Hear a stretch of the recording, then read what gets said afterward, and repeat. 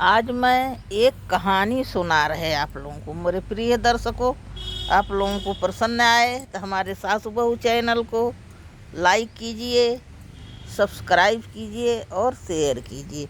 ये महाराणा प्रताप की कहानी है।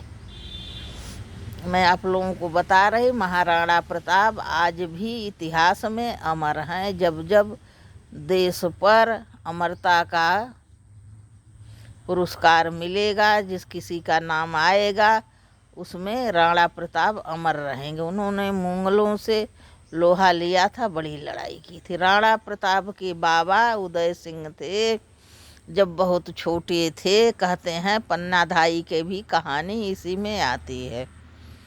तब जब राणा सांगा छोटे थे और वीर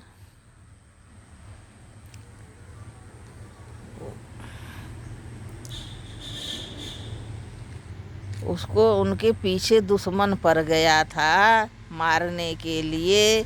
पन्नाधाई उनके यहाँ नौकरानी थी और उनका बेटा पन्नाधाई का उसी उम्र का चंदन सिंह था, राणा सांगा के उम्र का।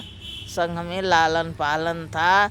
पन्नाधाई ही पालती थी, राणा सांगा के माता पिता इस दुनिया में नहीं थे। जब वो महावीर वो घुस आया नंगी तलवार लिए हाथ में राणा सांगा को मारने के लिए। यह खबर पन्नाधाई ने पाई तो उन्हें एक अंधेरी कोठरी में छिपा दिया। अपने पुत्र चंदन सिंह को राणा सांगा का कपड़ा पहरा के और पलंग पर लेटा दिया। जब वह घर में घुसता है दुश्मन, तब उनने अपने बेटे को ही दिखाती। वह घुस के पन्नाधाई के सामने उनके बेटे को तलवार के घाट उतार देता है। पन्नाधाई चू से नहीं बोलती हैं और राणा सांगा की रक्षा कर जाती हैं।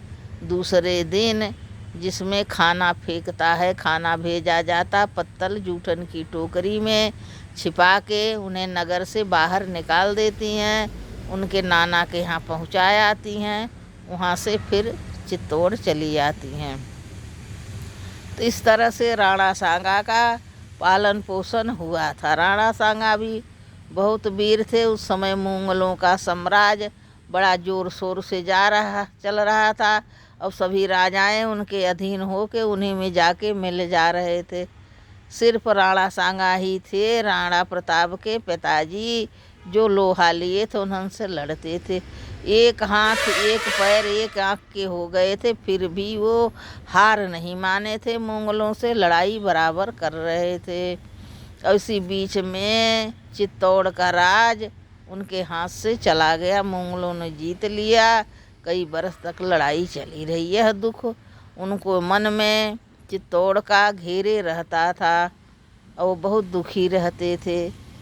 वह अपने बेटे प्रताप उनके बड़ा बेटा था, यह कहानी सुनाते रहते थे कि जाने अब राजपूत अपने राज्य के लिए प्राण न्यौछावर करने का प्रसिद्ध हैं। अपने आन बान के शान के लिए अपना प्राण दे देते थे।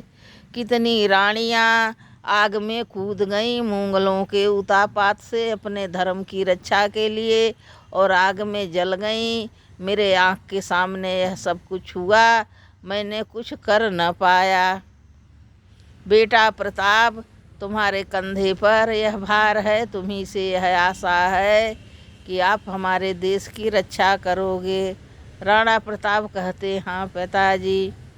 यह सब बात बाप बेटा में चलती रहती थी, समझाते रहते थे।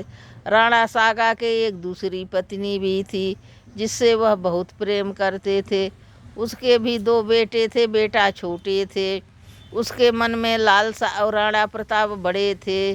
यह अपने राज के अनुसार भी, अपनी नीति के अनुसार भी राज्य का अधिकारी ज्येष्ठ पुत्र ही होता है, जिसके उससे राणा प्रताप का हक था। लेकिन उदय सिंह कुछ कर न पाए। अपनी पत्नी की दबाव में कहने से और आयोग पुत्र था जो वो दूसरी पत्नी से, उसी को राज दे दिया। वह राज चलाने के काबिल न था। यह बात किसी सबको, भाई बंधु प्रजाओं को, सरदारों को अच्छी न लगी कि एक नकारा व्यक्ति के हाथ में काज का शासन दे दिया। ये किसी दिन लेके डूब मरेगा, मुगलों का राज हो जाएगा। पर क्या करें, राणा सांगा भी अपने पत्नी के दबाव में थे। उनकी पत्नी का बराबर वो था कि मेरा बेटा ही राजा बनेगा। लेकिन प्रताप को बहुत संतोष था। उनने अपने भाई की सहायता बराबर करते थे और सरदारों को समझाया कि तुम लोग सहयोग करो, एकता बनाए रखो, भगवान सब अच्छा करेंगे। आपस में फूट नहीं डालो, नहीं मुगल यहाँ पर टूट पड़ेंगे। मुगल शासन साम्राज्य पूरे देश भर में हो गया है, वह बहुत बड़े हो गए हैं। अकबर नया नया राजा बन गया है और सभी राजाओं को अपने अधीन कर ले रहा, अपने राज में मिला ले रहा है। सिर्फ मेरा भी राज बचा है। मैं अपना मेवाड़ उस अकबर को नहीं दूंगा। इसकी आन बान शान की रक्षा करूंगा, चाहे मैं प्राण न्यौछावर कर दूंगा। मैं अकबर के अधीन नहीं हूँगा। राणा प्रताप अपने पिता के यह आश्वासन दिए।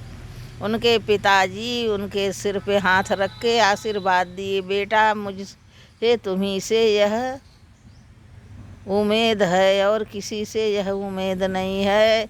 हमारा मेवाड़ जाने न पावे, चित्तौड़ का राज हमारे हाथ से चला गया। बहुत दिनों तक मैंने लड़ा, एक हाथ पाँव आँख सब गंवा दिया। अंत में हार हो गई।